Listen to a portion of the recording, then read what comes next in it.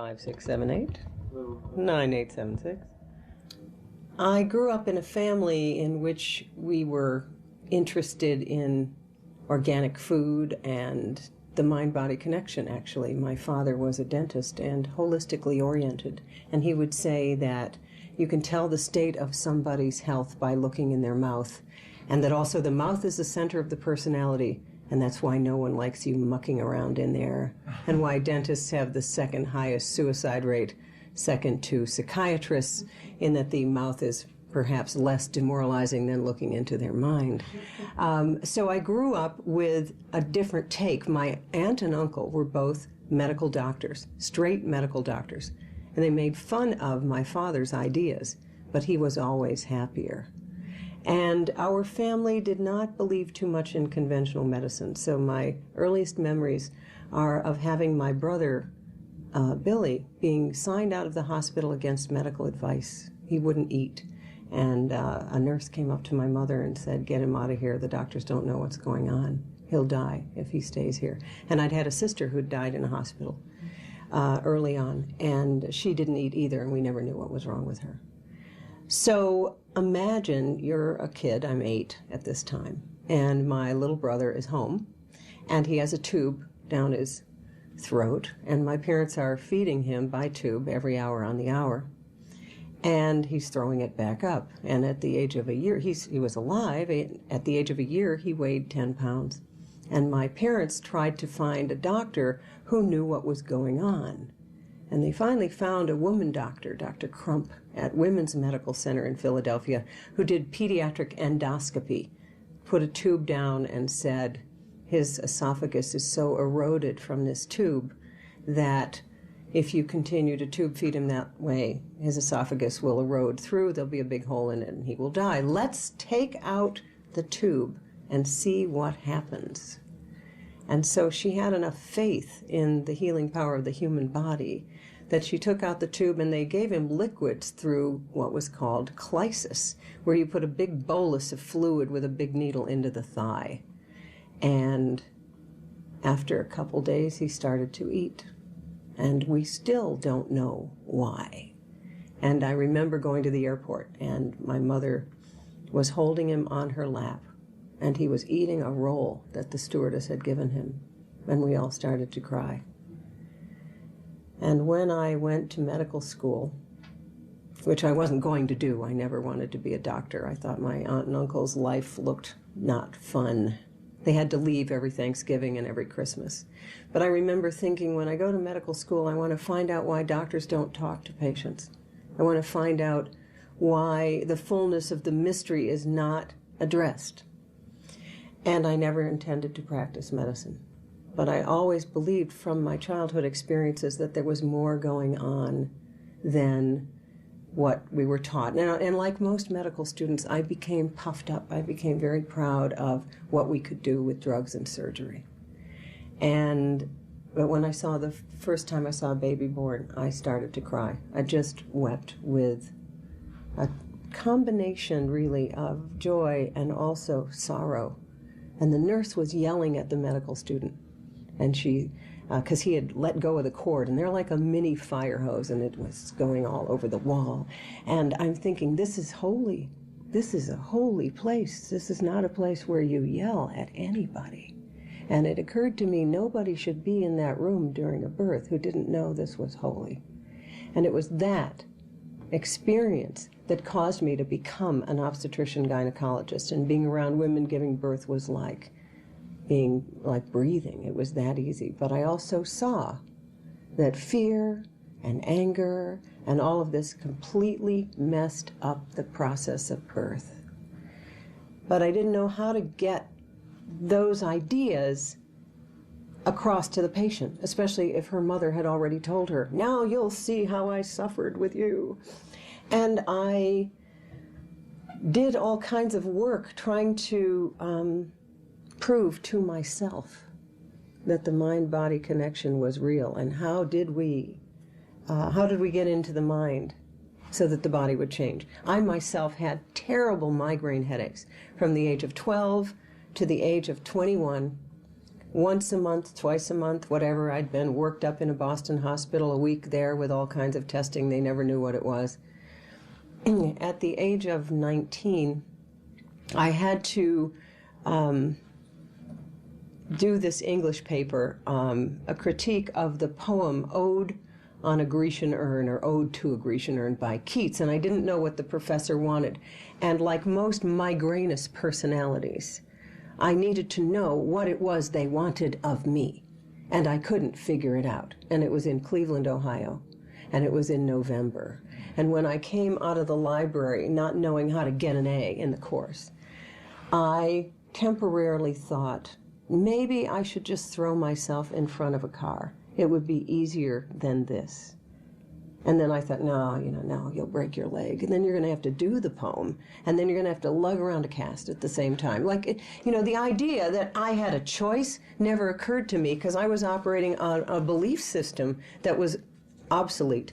I go back to my dorm, I call my parents, and I say, I hate it here. This isn't working for me. And my father says, quit.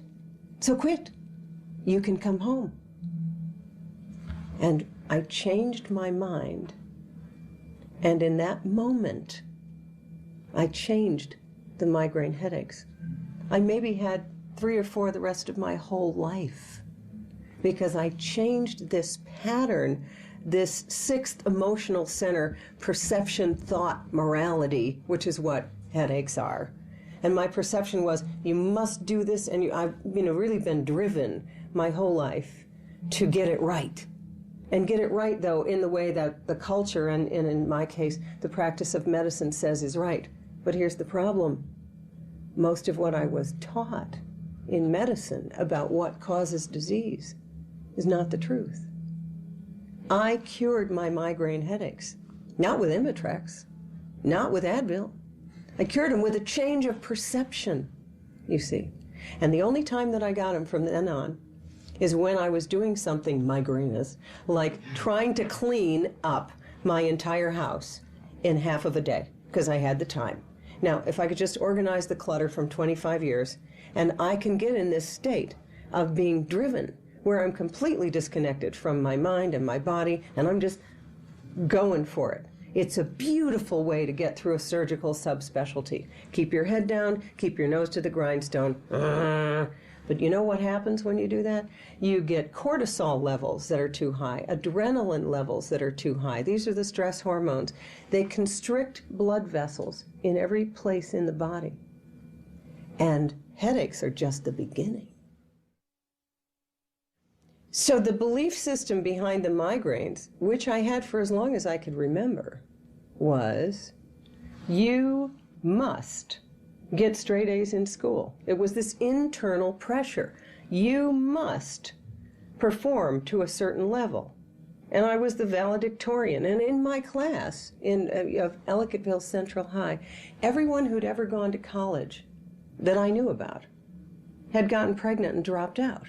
So I had this idea that when I went to college, I was going to be washed out quickly. So I studied like, this was in the 60s and 70s. This was, everybody's on birth control, having sex with everything not nailed down, and they're all smoking dope. And I am here to study what is wrong with the rest of you people.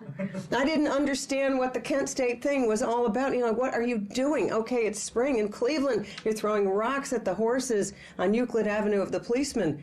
But I have a biology exam here. So there was this tremendous drive to achieve in a certain way, which was academically in a certain way. When I temporarily decided it would be easier to throw myself in front of a car, and then quickly realized, it's like mental health came on board quickly, because I grew up as a pretty optimistic person. When my father said, so quit, it was that I had the patriarchal authority figure in my family saying, you have another choice. You can quit. Come home. Live here. And in that moment, I could stay because I knew I could leave. Because I instantly, in that moment, thought, okay, what would I do in my hometown? What would I marry my high school boyfriend? I mean, what would I do? Probably it would be better if I stayed here and finished this degree. But maybe I could finish it in a way that was a little lighter and more free. And what is the worst thing that could happen? You might get a B instead of an A. And what is the worst thing that could happen there? Probably nothing. And so I actually began to enjoy aspects of my life and live more in the moment. And then had the experience, actually, of getting a C in organic chemistry and being thrilled to pass. I had a big fibroid tumor in my late 40s, and I was diagnosed on pelvic exam right after I finished my first book, Women's Bodies, Women's Wisdom. So the first place I went in my head was, oh, I caught one. I've been around fibroids so long that I caught one. You know, when you're under stress, you go right back to your original programming, which is the germ theory of disease, right? So I must have caught one, like these things are contagious. And, but you know, the law of attraction is contagious. And I thought it was something about the book, because I knew fibroids were creativity that hasn't been birthed yet. And then it got bigger, and it got bigger, and it got bigger, until finally one Thanksgiving I had that experience of, and I tried, you know, acupuncture twice a week. I was macrobiotic. I did everything known to humanity, and my patients had often been able to dematerialize fibroids, and I always knew it was possible. I couldn't. And I finally, one Thanksgiving, said, I'm so sick of dressing around this thing. I look pregnant. I'm just getting it out of here. I mean, that's what surgery's for. Let's go do it. And I knew enough when I went under anesthesia to have the anesthesiologist repeat some statements so that I would reprogram and go into sort of deep hypnosis.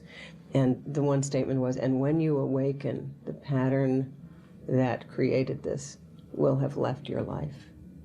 And I was a single woman 2 years later.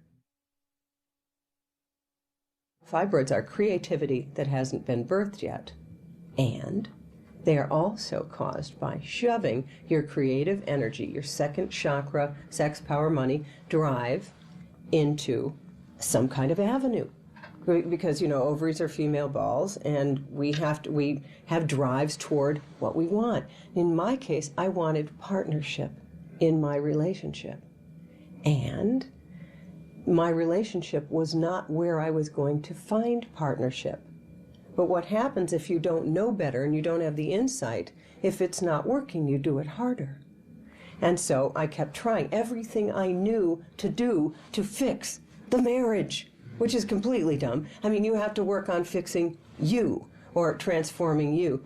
But the fibroid had gotten to this certain point, and then I had the surgery, and as I did my recovery, I said, when I do this recovery, I want this to be the postpartum rest that I have never given myself. And I rested for a whole month. And I said, you know, the next thing that comes out of my womb, I am going to have a postpartum rest. And so I began to change patterns in my relationship because I started to take care of my deepest self, starting right with my womb, the center, really, of a woman's body. And that began to change the dynamic of the relationship, and it really had nowhere to go. Though you don't know that until retrospectively. I mean, it's like I really, even in the divorce proceedings, was certain that I could do something to make it work. So we have these mental patterns, and my pattern certainly is like, show up and get her done. Okay, and it works good, you know, but it doesn't work in a relationship or in some place where you have to let the universe bring in what's missing. That's more yin. I was very good at yang. I'm a really good surgical type brain, but this was to balance and allow something to come to you. People do affirmations, and they do their journals, and they wear purple and all that. But boy, when it comes to the vagina, the vulva, the breasts, the uterus, that all goes out the window. Because these organs, we're taught these are lemons. These organs were created because Eve ate the apple and screwed up. And these are going to get you. And so the whole conversation around women's health is, what can go wrong? Let's screen for what can go wrong. And if we don't find it this year, come back next year. We will. And so in my own body, in my own life, in my own profession, it's been how do we turn the conversation around, and it begins with changing the way you think about this female body. The biggest miracle of my life over the past 7 years is that I have discovered that it is possible after menopause to be sexy, to be attractive, to be a woman, to realize the game isn't over. In fact, the game is just beginning. What a miracle. It's been my experience that men are desperate to support and appreciate women. And they can't do it until a woman knows how to support and appreciate herself. And then she can teach a man how to support her. We have right now in history this very strange situation in which when a woman doesn't know how to support herself, when she doesn't even know what turns her on, she turns to the man and says, do it for me. And if he can't figure out what to give her for Valentine's Day or her birthday or their anniversary, if she doesn't give him any clues, he's a loser. He loses. And if I were a guy, I would be terrified to be in relationship with a woman who doesn't know what she desires or what turns her on, because you're left with a load that is too heavy. So the first thing I would say for a guy is, don't get in a relationship with that kind of woman, okay? But in labor, it's fabulously obvious. Your job is to love your woman. That's all. Your job is to love her. And remember, the energy that gets the baby in is the energy that gets the baby out. And that's Ina May Gaskin, who wrote Spiritual Midwifery. And so encourage the women in your life to care for themselves at the deepest level. And if they turn on you premenstrually because they're in what Eckhart Tolle calls the pain body, you know, we all have to do our part to clean up our part of the pain body, and the pain body of all women comes up premenstrually. What you say is, honey, take a bath, do whatever you need. I'll see you later. What I want all women to know is that within their biology, they have the code for enhancing all of life. The egg can take a sperm and heal the genetics of a defective sperm. The egg contains the nourishment that the new fetus needs to get to the stage before it gets to the placenta and implants. Every time a woman is in her power, she upgrades everyone and everything around her. This is not a zero-sum model. When a woman is doing better and she's healthier and happier, she raises me up. Whenever a woman gets healthy and happier, she heals the earth. The woman's body is a reflection of the earth. And everything we do to take care of ourselves, to feel pleasure, to be orgasmically joyous, heals the entire planet. Everyone in South Boston would call in the middle of the night for sex advice, because, you know, this was St. Margaret's Hospital, Catholic, and, you know, they didn't know anything. And so this woman calls in the middle of the night once. She says to the nurse, is it true when you use that foam it burns your husband's penis? It's 3 a.m. The nurse goes, I hope so.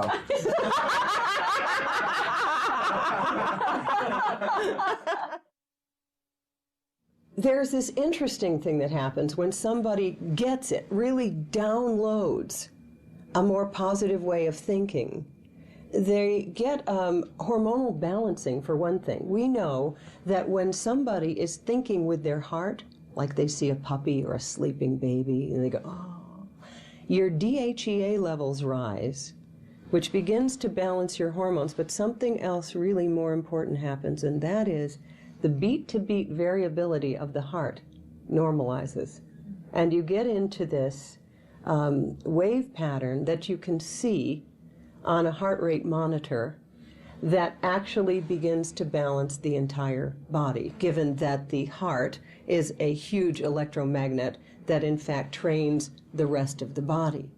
So this thought or this state of deep relaxation or whatever it is that enlightens you actually results in a decrease in stress hormones, a normalization of blood sugar, decreasing of blood pressure, and a relaxation of all smooth muscles. It is, in fact, a balance of the parasympathetic and sympathetic nervous system. Parasympathetic is the brake, and sympathetic is the gas. And most people in this culture have the gas on all the time with an occasional brake. So you're going around like this. You need to have, when both are in balance, which happens when you breathe through your nose while exercising, you actually, it's like banking your wood stove with just the right amount of wood and air. You can work so much more efficiently and so much longer because you've got this beautiful yin-yang balance of the parasympathetic and the sympathetic. So any thought of, oh, man, I got to get straight A's here, or something's going to happen, I don't know what. I mean, in my own case, I don't know what's going to happen. You will fail. This will be terrible. But then when you go, so I could quit. I remember my sister at the time went to 4 different colleges. I remember thinking, what is wrong with you? I mean, you know, this will be on your record. And now I realize years later, no one has looked at my record for years. Nobody cares. Nobody knows. And those are the thoughts that just balance it all out.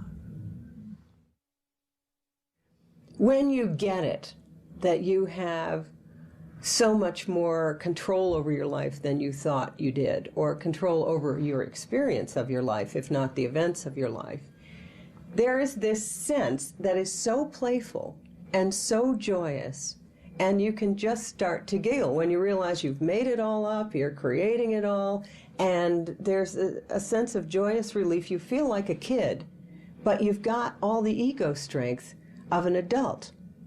And it's but just before you get there, there's usually this time of pain-filled joy or joy-filled pain, where you might have to break down with some deep sobs. I had that happen in a workshop with Ann Wilson Schaaf, and we were doing an intervention on one of my partners who we suspected was an alcoholic, and we all went to get over, to cure our codependence. We knew it was killing us. We started a women's clinic, right? We were blaming the guys. They weren't doing it right. We're going to do it right. Run by women, for women. Here we are 2 years out. We're more exhausted than we ever were when the guys were running it, and we weren't making any money. So we thought, okay, we're all codependent, so we better get ourselves to treatment. So we go away to a 10-day treatment, and by then we suspect someone's been drinking too much, and I'm wanting to do the intervention. Come on, let's get to the intervention phase. And it's day 8 of this workshop, and people are down on the mats, and they're crying, and they're weeping, and I'm thinking, you poor slobs, you've got so much pain. The rest of us have it together. You don't, of course. And it was like being in labor and delivery. Then the time comes for the intervention, and Ann Schaaf, and I start to, the intervention, you tell the person how much you love them. I start to tell my colleague how much it meant to me when she parked my car when I was in labor with my second daughter.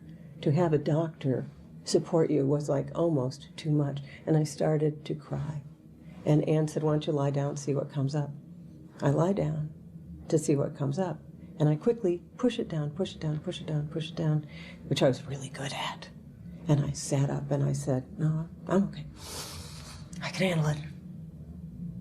And she says to me, you're so tired. And the dam burst. And I lay down and I sobbed for hours.